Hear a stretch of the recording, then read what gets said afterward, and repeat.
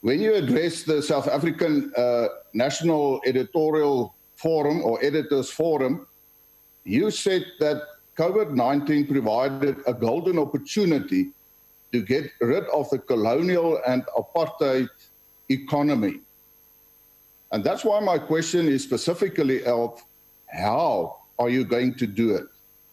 You've made a lot of statements now, and I think everybody in South Africa knows by now what you want to do. You want to restructure. But unfortunately, we don't get the detail. And that is what I mean by how are you going to do it? By referring to the golden opportunity, Honourable President, I think indirectly you actually say that we cannot blame the colonial past and apartheid for the future of the economy. And my follow-up question is as follows. Don't you think this is a golden opportunity to get rid of black economic empowerment, get rid of affirmative action? You've asked the youth to get involved in building South Africa. Does that include all the youth? Does that include black, white, colored, and Indian? The last follow-up, Honourable President, is in the light of the words of the State of Secretary for the United States that said that expropriation without compensation will be disastrous for the economy of South Africa. Do you still continue with that? I thank you, Honourable Speaker. Thank you, Honourable President. The answers to those questions are fairly straightforward. BEE, Black Economic Empowerment, the broad-based Black economic empowerment policy thrust of this government, if anything, needs to be enhanced.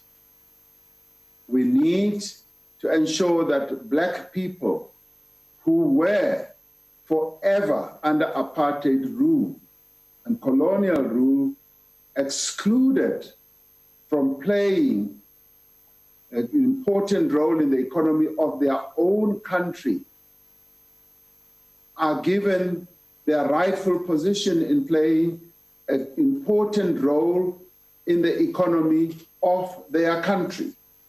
And because they were deliberately excluded through laws, through policies, through conventions and practices, we've got to ensure that we implement the provisions of our Constitution.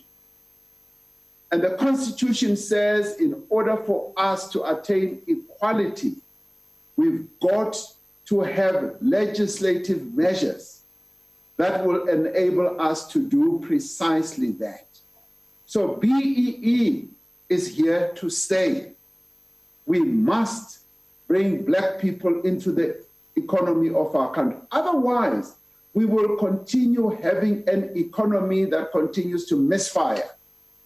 You cannot have an economic situation where the majority of the people are excluded, they don't have ownership, they don't have control, they don't even have management. It should be a shame on those who have always held power and ownership that we still have a situation like this. Affirmative action as well is the policy of the government, and it will continue. We have extended a hand that on land reform, our constitutional committee, the parliamentary committee, must proceed to finalize the work that they are doing. We want to see that committee reappointed so that it finalizes.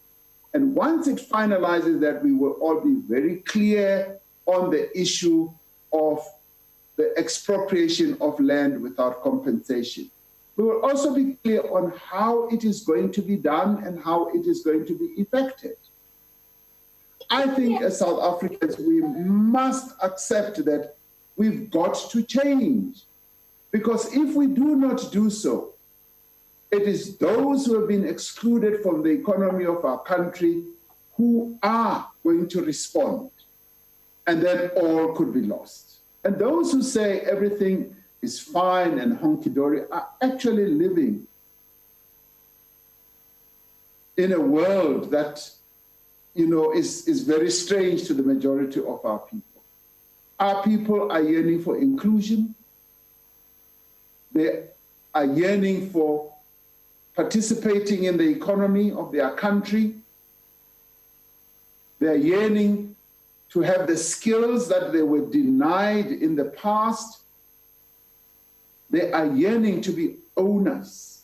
They are yearning to be managers of the economy. They are yearning to participate. And if there ever was a time for us to give them that opportunity, this is the opportunity. What I would have wanted to hear from Honorable Groenewald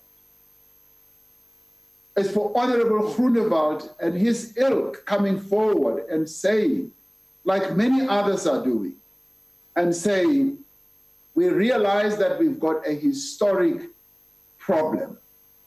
Apartheid excluded the majority of Black South Africans from land ownership, from ownership in the economy. This is what we think we should do.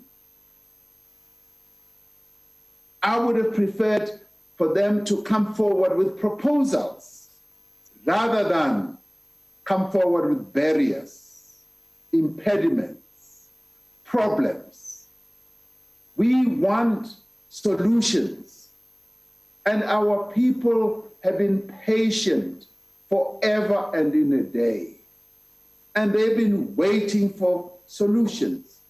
And I'm saying, Honorable Groenewald, let us work together, not sham solutions, but real solutions that are going to be impactful on the livelihoods of our people. How do we get an inclusive economy should be what preoccupies you in your mind and in everything you do, rather than let us continue holding on to the privileges that white people have always had in this country.